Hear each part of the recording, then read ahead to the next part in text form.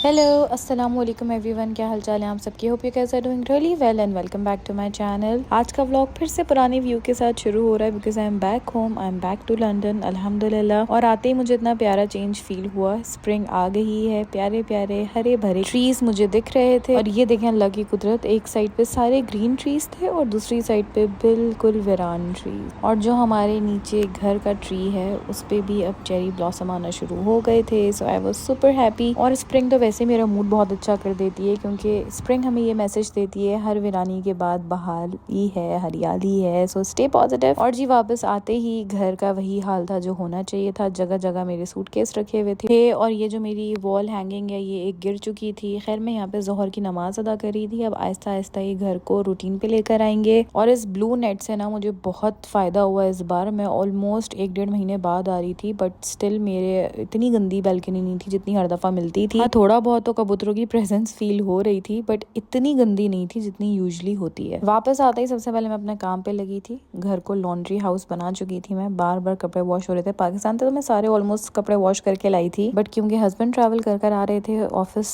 की तरफ से तो उनके काफी सारे कपड़े थे। ये कुछ शॉपिंग बैग्स रखे हुए थे तो ये सारी चीजें सॉर्ट आउट करनी है, विद टाइम करेंगे। फिलहाल हम लोग नहा धो के निकल गए थे बाहर। हमने कुछ ग्रोसरी करनी थी, कुछ क्या काफी सारी चीजें लेनी थी। पहले हम आ गए थे क्वालिटी फूड्स देसी ग्रोसरी करने के लिए क्योंकि रमजान है, कुछ देसी चीजें चाहिए थी। और इतने प्यारे अनार आए हुए थे ना, अनार भी मैंने थोड़े से लिए। यहाँ पे टर्की के जो अनार आते हैं वो बहुत अच्छी क्वालिटी के होते हैं और मीठे मीठे से होते हैं, बहुत जूसी। तो वो मुझे दिख गए तो लिए। इसके अलावा कुछ थोड़ा सा हमने नॉर्मल सामान भी खरीदना था क्लीनिंग वगैरह के लिए, तो उसके लिए हम सुपर मार्ट भी आ गए थे। और देखें यहाँ पे ईद की वजह से चॉकलेट्स वगैरह सब डिस्काउंटेड प्राइस पे लगी हुई थी। चॉकलेट्स के अलावा भी बहुत सारी चीजें, रूह अफ़ज़ा और बहुत सारी चीजें ऐसी थी जो मुझे मार्ट पे डिस्काउंटेड प्राइस पे दिखी। जैसे क्रिसमस, ईस्टर वगैरह के डिस्काउंट्स लगते हैं वैसे ही रमजान और ईद के भी लगे हुए थे। अच्छा लगा देखकर। एनीवेज हमें ग्रोसरी करने में बहुत सारा टाइम लग गया था क्योंकि बहुत सारी चीजें लेकर आनी थी। तकरीबन 1-1.5 महीने से घर बिल्कुल ऑपरेशनल नहीं था। तो घर आते आते काफी लेट हो गया। मैंने सारी ग्रोसरी जगह पे रखी क्योंकि अगर वो रह जाएगी ना तो बस चीजें ऐसी पाइलअप होती चली जाएंगी। अभी वैसे ही अनपैकिंग मैंने प्रॉपरली नहीं की थी इसलिए बस मैंने ग्रोसरी सारी जगह पे रखी, गोश्त सारा धोया और फिर मैंने कहा अभी फ्रेश मीट आया है तो चलो कीमा ही बना लेते हैं। अच्छा मैं पहले भी शेयर कर चुकी हूँ, कीमा मैं जब भी बनाती हूँ मैं फ्रेशली अदरक लहसुन कूट के उसमें डालती हूँ। एक तो उससे टेस्ट बहुत अच्छा आता है, दूसरा कीमे की जो एक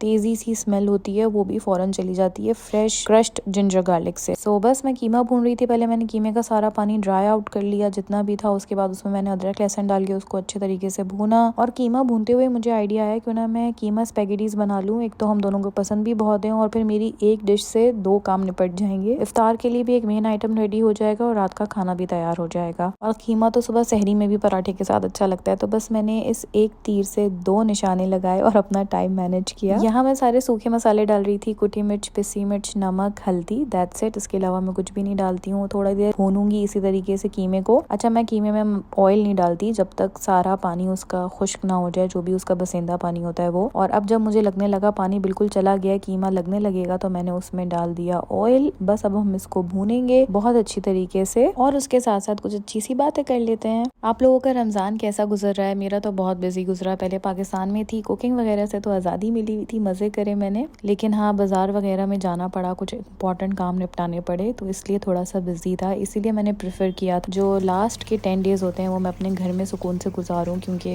उनकी तो इम्पोर्टेंस बहुत ज्यादा होती है। उसमें मुझे बिल्कुल फ्री रहना था, अपनी इबादत सही से करनी थी। और यूजली ना हम बिल्कुल उल्टा करते हैं, मैं भी उन्हीं में से थी। बस इस साल से मैं थोड़ा सा चेंज लाने की कोशिश कर रही हूँ। हम ना सारा रमजान बड़ा मोटिवेटेड रहते हैं, सारी इबादत करते हैं और जैसे जैसे एंड के डेज करीब आते हैं हमारे बाजार के चक्कर, हमारी शॉपिंग्स, हमारी जो प्रायोरिटीज हैं वो चेंज होने लगती हैं। और मैं खुद भी ऐसी ही हूँ। लेकिन ये है कि इस साल मैंने खुद से ये प्रॉमिस किया था कि बाकी रमजान में तो जो इबादत करते हैं वो करनी ही है सही से। स्पेसिफिकली लास्ट 10 डेज जो होते हैं उनमें मैंने बहुत ज्यादा एफर्ट करने हैं। ये तो हमें बोनस मिलता है, वैसे ही रमजान इटसेल्फ एक बोनस है मुसलमानों के लिए। जितनी इबादत करनी है, जितनी नेकियां कमानी है कमा लो, बेतहाशा उसका अजर है। इनफैक्ट जितने भी नए कपड़े हम बनाते हैं वो अगर हम रमजान में पहने तो हमने उसका हिसाब भी नहीं देना ऊपर जाके। सो कोशिश किया करेंगे जितनी भी आप लोगों के न्यू ड्रेसेस हैं वो रमजान में एक दफा जरूर पहन लिया करें। ईद के ड्रेसेस भी हैं वो पहन के नमाज अदा कर लें घर में और फिर उतार दें। वैसे ही हमारे पास हिसाब देने के लिए इतना कुछ है, जो हम बचा सकते हैं वो हम जरूर बचाएं। अच्छा यहाँ पे मैं काट रही थी वेजिटेबल्स। वेजिटेबल्स कीमा स्पैगेटी बनाने के लिए और साथ साथ कीमा भी खड़े होके भूनती चली जा रही थी। एक एक घूंट उसमें सिर्फ मैं पानी ऐड कर रही थी ताकि नीचे लगे ना। बहुत ज्यादा पानी में नहीं डालती वरना फिर उसको खुश्क करना और भूनना काफी मुश्किल हो जाता है। जब मुझे लगा मसाले वगैरह कीमा अच्छे से भुन गया है तो बस फिर मैंने दही को बहुत अच्छे तरीके से फेंटा और अब मैं इसके अंदर दही ऐड कर दूंगी। दही मैं थोड़ी ज्यादा क्वांटिटी में ऐड करती हूँ ताकि जरा जो मिठास है वो खत्म हो जाए और जरा अच्छा रोगनी सा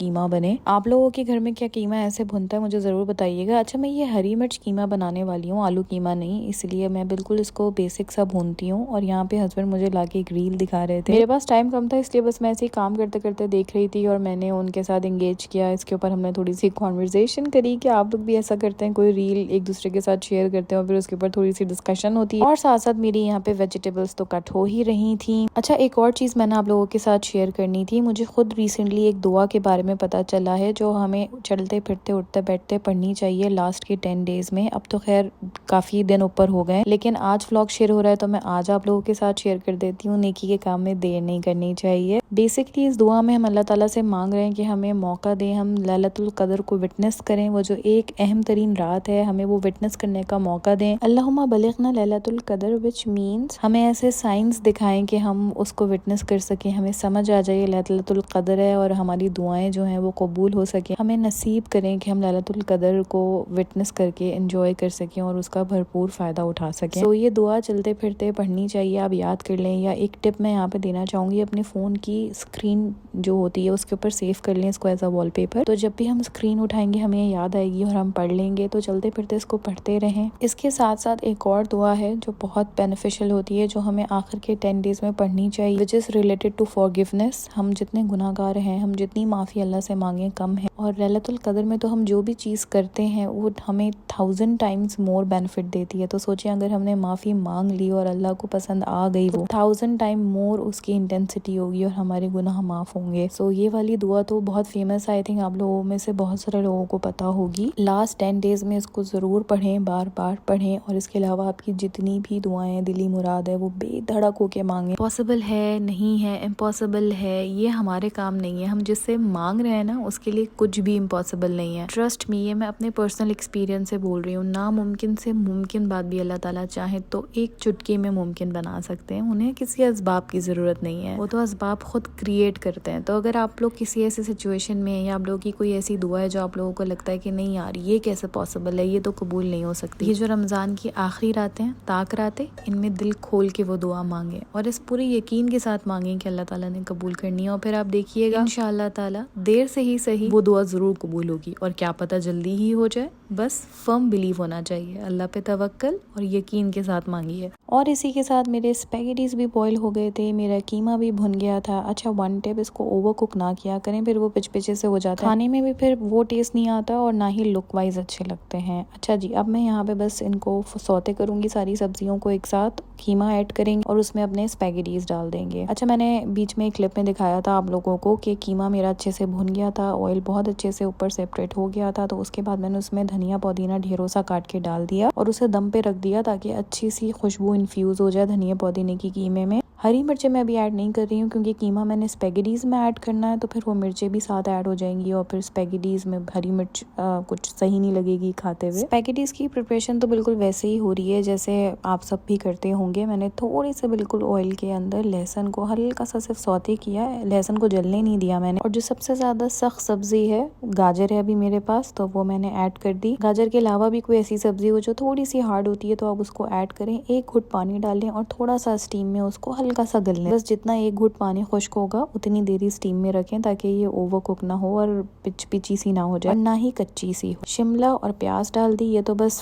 सौते करते करते ही गल जाती हैं, तो बस मैंने इनको अच्छे से कर लिया सौते। नमक और काली मिर्च सीजनिंग के लिए डाली और सोया सॉस डाला। सोया सॉस थोड़ी ज्यादा क्वांटिटी में डाला है, सोया सॉस से टेस्ट काफी अच्छा एनहांस हो जाता है। आप चाहें तो ये सब्जियां स्किप करके खाली कीमे के साथ भी स्पैगेटीज खा सकते हैं, वो भी बहुत मजे का लगता है। मेरे पास थी तो मैंने प्रॉपर तरीके से बना लिया लिया। अच्छा मैंने इसमें केचप ऐड किया है। वैसे मैं टोमेटो प्यूरी ऐड करना पसंद करती हूँ स्पैगेटीज वगैरह में, मगर इस वक्त थोड़ा जल्दी काम करना था और थोड़ी सी केचप से मिठास भी आ जाती है, तो वो जो कीमे की मिर्चें हैं उसको बैलेंस आउट कर देगा, इसलिए मैंने फिर केचप ऐड कर दिया। कीमा जितना आपको ज़रूरत लगे, जितना आपको लगता है कि खाया जाएगा या स्पैगेटीज के साथ पोर्शन में अच्छा लगेगा वो ऐड कर। अब मैंने हाथ के हाथ कीमे में हरी मिर्चें भी ऐड कर दी ताकि वो भी थोड़ी देर दम पे रह लें कीमे में और मेरे हरी मिर्च कीमा भी रेडी हो जाए। सो मेरी सहरी और डिनर की तैयारी भी साथ साथ हो गई है और इफ्तार के लिए भी जो एक मैंने मेन आइटम रखना था वो मैंने बना लिया है। कभी कभी ना अचानक से आपका दिमाग चल जाता है। मैं पूरा रास्ता ग्रोसरी करते हुए जब आ रही थी यही सोच रही थी कि यार क्या करूंगी, खाना भी बनाना है और इफ्तार के लिए भी तैयारी करनी है। और इफ्तार में ना हम कुछ ऐसा कर लेते हैं कि एक आइटम थोड़ा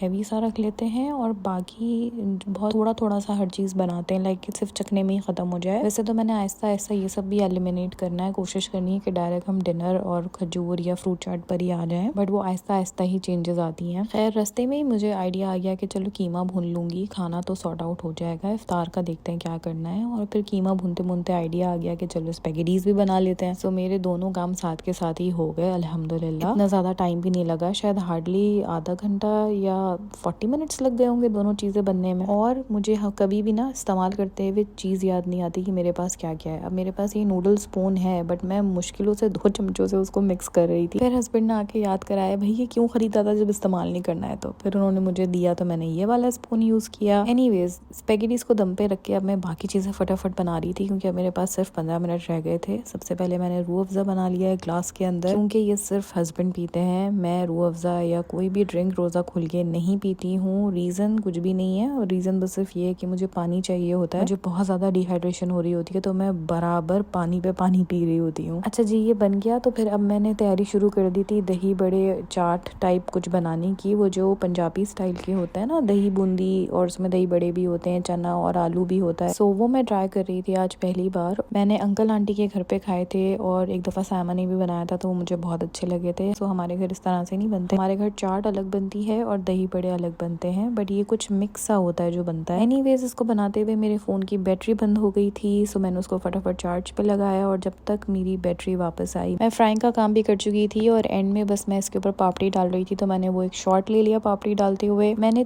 4-5 सिर्फ पकोड़े बनाए थे, साथ में चिकन पेटीज घर में रखे हुए थे तो वो मैंने एयर फ्राई कर लिए थे। ये स्पैगेटी बना लिया था, बहुत थोड़ी सी फ्रूट चाट बनाई थी ताकि बस हम स्पैगेटीज पेट भर के इस वक्त खा लें। और ये मेरा डिनर या सहरी के लिए कीमा भी रेडी हो गया था हरी मिर्च वाला, जो कि हमने डिनर में नहीं खाया, सहरी में एंजॉय किया था। सो बस ये थी मेरी बहुत मज़ेदार सी आज की पहली इफ्तार मेरे अपने घर पे। अल्हम्दुलिल्लाह सब कुछ बहुत अच्छा था और सब कुछ हमने खा के ख़त्म कर लिया, जिस बात की मुझे सबसे ज़्यादा खुशी होती है कि रमज़ान में ना कुछ वेस्ट ना हो खाना। और जो मैंने दुआएं बताई हैं आप लोगों को उन्हें ज़रूर पढ़िएगा, मुझे अपनी दुआओं में याद रखिएगा। चैनल को सब्सक्राइब कर लें अगर अभी तक नहीं किया है तो। इंशाल्लाह फिर मुलाकात होगी, तब तक के लिए अल्लाह हाफ़िज़।